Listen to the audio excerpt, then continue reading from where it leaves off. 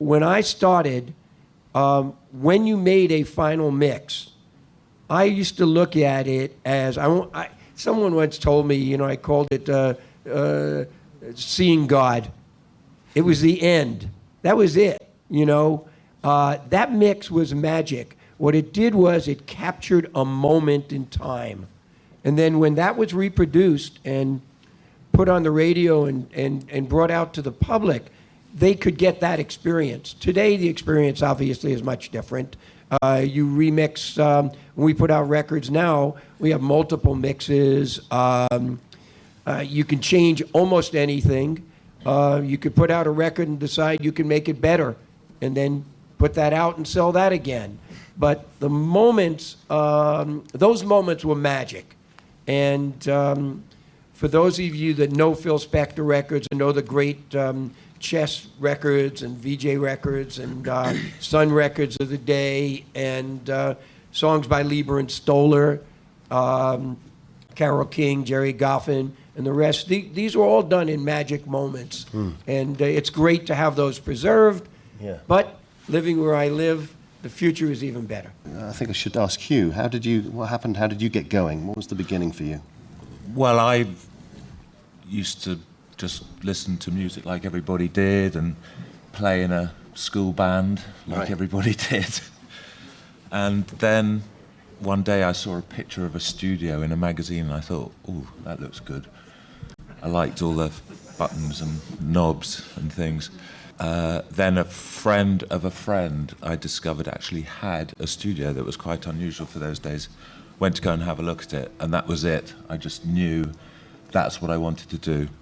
And I also had a sort of nagging, I knew I wanted to be in the music business, but I had this nagging feeling that I wasn't going to be the best bass guitarist ever, which was my chosen instrument at the time. So it just became sort of completely obsessive, and the only way of getting into making records or record production then was, there were no colleges, pretty well, there was one university course, but I didn't have the right qualifications to get into it, so the only way was to start at the bottom in the studio, as Tim said, making the tea. And in those days, my aspirations had nothing to do with production. I was just wanted to end up being the chief engineer of a London studio, chief knob twiddler. You did it then? Yeah. and producers were these godlike figures who were completely separate, and they generally speaking didn't touch the knobs really, did they? No.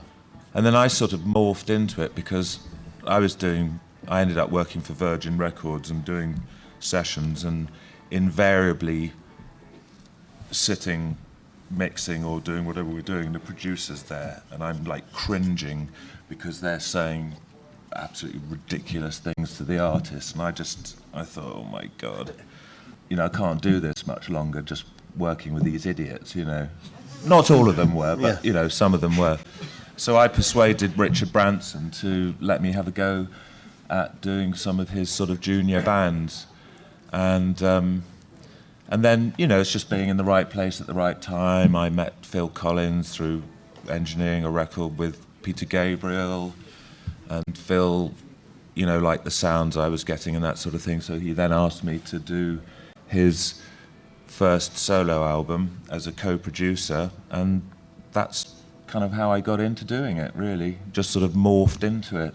And I think that's a really good segue into Matt, because Matt is someone that I've worked with on records, and he's played me stuff, he sends me stuff, so I found this band, I'm working with this band, I'm developing this band, have a listen.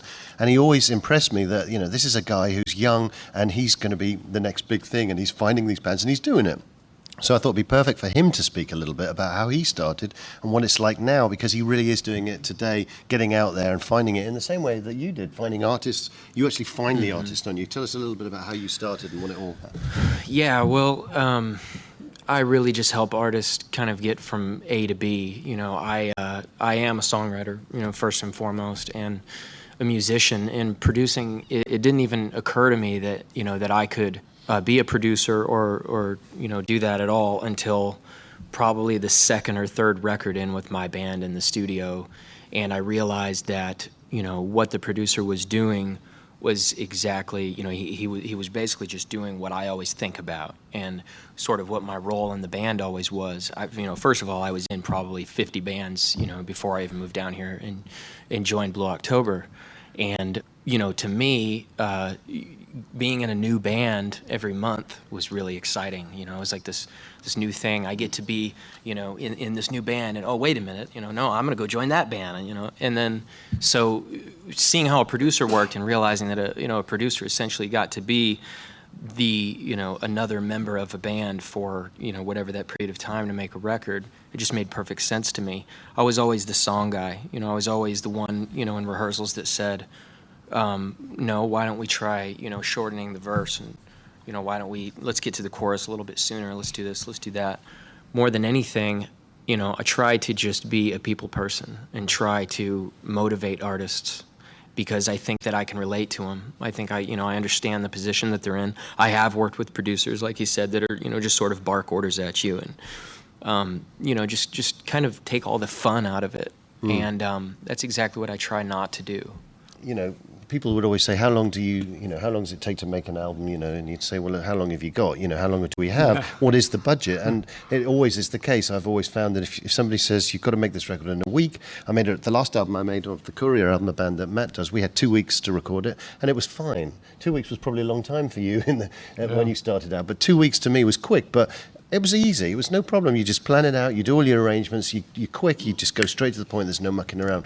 But, you know, I wonder about this whole budget thing, about, you know, the validity of these huge things, whether it really was a good thing or a bad thing. Because what do you feel about all that stuff, guys? Well, I remember working with Mike Stone when I was a studio musician before I was a producer, and I was an artist too. And I remember working with Mike Stone. You know, he worked with Queen and Journey and various people like that. And we'd spend literally a week on a bass drum sound. I mean, I don't know if you remember those days, but I mean, you just, as a drummer, you sit there going boom, boom, boom. You know, they'd move the FET 47 out 2 inches and move the D12 in half an inch. And I can remember that. so that's where a lot of the money I went. remember when I worked with you, we worked on a Spandau Ballet record, and I remember I was sitting next to, you were doing the bass tracks, and you would change the bass strings every 10, 15 minutes. Mm-hmm. Yeah, you know, we went through piles of them, and I took them all home. I used them for the next 5 years. There's nothing wrong with them. They were perfectly all right, but that was what you could do, right? Well, totally, yeah. We had the budget. And I don't know about your drummers, but I would never let the drummer tune anything. You'd hire someone. You get the best drums. You'd hire someone to tune the drums. After a take, you go out and say, change the skins. Yeah. Need a fresh sound.